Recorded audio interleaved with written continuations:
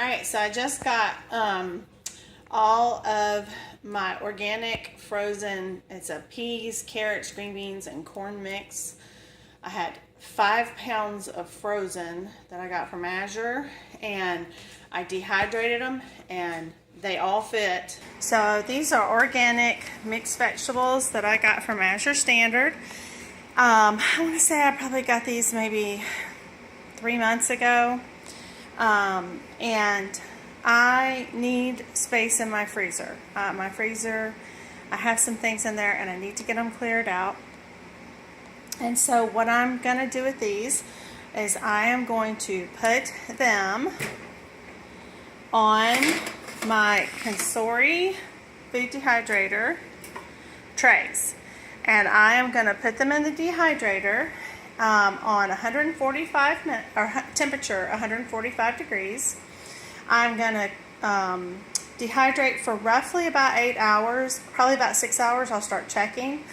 And after 2 hours, I'll actually lower the heat to about 125. My goal is to dehydrate this whole bag of veg and then be able to put it in like a mason jar and seal it up so it's not taking up space in my freezer. So let me get my not my jars, but let me get my trays lined and I'll show you how it looks and how far this bag goes to fill my 6 trays up. So I just wanted to show you, I'm trying not to overfill my trays. I saw Darcy over at the Purposeful Pantry said that you don't want to overfill them when you're dehydrating, and I think I've gotten halfway through the bag with just 2 trays. I am using, these are my like the fruit roll-up type trays. I haven't tried my other kind of tray yet. So I'm going to go ahead and get these loaded in and keep loading trays. So if you can see, I'm being a little bit more careful with these. They don't have that extra lip because I don't want this stuff falling off in the floor. I've already had a few pieces that became casualties to Odie. So these I can probably go a little bit further because they won't fall off the sides, where these I'm trying to stay more towards the center. So that is all that's left of a 5-pound bag of organic frozen vegetables. It has peas, carrots, green beans, and corn. This makes a great mix for soups and things in the fall. So now I'm going to take you over to, I moved my food dehydrator because I have to bring my big roaster pan up so I can start on my chicken feet bone broth. So let's head over to the food dehydrator and I'll show you what it looks like. Okay, so I have 6 trays of the vegetables in my Consori food dehydrator, and I'm going to close the door. I am going to put the time, we're going to start out at 1:45. Oops, sorry.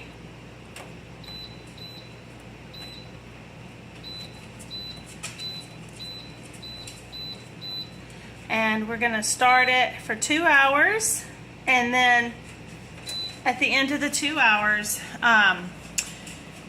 we'll take it down to 125 and we'll go for about another 6 to 8 hours and we'll see how we come. Alright guys, let me show you. It just beeped, so these have been in for 2 hours and they're just thawed. They're totally thawed, which I think that's what you wanted. They look really pretty. I love the colors. And so now we're going to close this. We're going to do our temperature. Now we're going to go to 125 instead of 145. And I will tell you, if these get done in the middle of the night, it's going to be fine. You can just leave them sitting. You'll probably turn them on again because you'll find you're supposed to let them sit, because you're going to find that they have residual, they have residual, oops, wrong way. All right, now the time. they have residual moisture in them, and you have to get all of the moisture out to store them. Okay guys, it's the next day, and we're gonna see what our veggies look like. Oh yeah, those are good and dehydrated. Oh, that's wonderful. So now all I need to do, they're cool. You do have to let them cool down, which I've done. I'm just gonna put them in a large mason jar, and I have these special lids.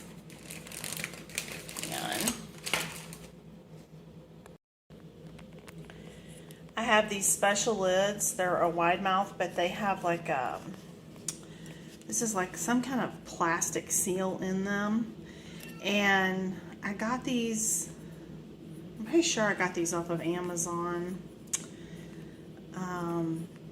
over a year ago. Probably around the time I got my food dehydrator. And so when I dehydrate and I want it, that I'm going to use it in the near future, because this isn't like for some, you know, end of the world scenario or some kind of, this is just to make room in my freezer to put this on the shelf that I can use in soups and stews this coming fall. So this is going to get used. I'll just put it in my pantry.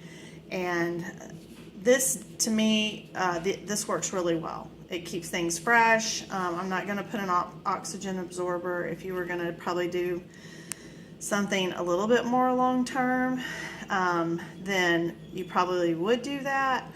But I'm not. This will be gone, and I don't even know if this will last till the end of the year. I mean, once we hit fall, we eat a lot of soups and things. So I really just wanted to get the 5 pounds out of the freezer. So anyway, so that's what I'm going to do. I'll insert a picture of how it looks in the jar, because I think it'll probably be pretty with all the colors.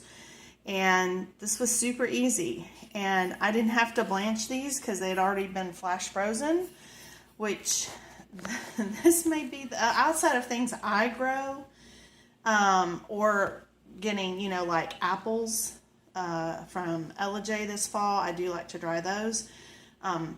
Outside of that kind of stuff, I think this will be the way I go, is getting it organic frozen. You can do that pretty inexpensively, you know, relatively speaking nowadays. I can do that through Azure, and which is where I got these. These are all organic, which I love because it has the corn and stuff in it.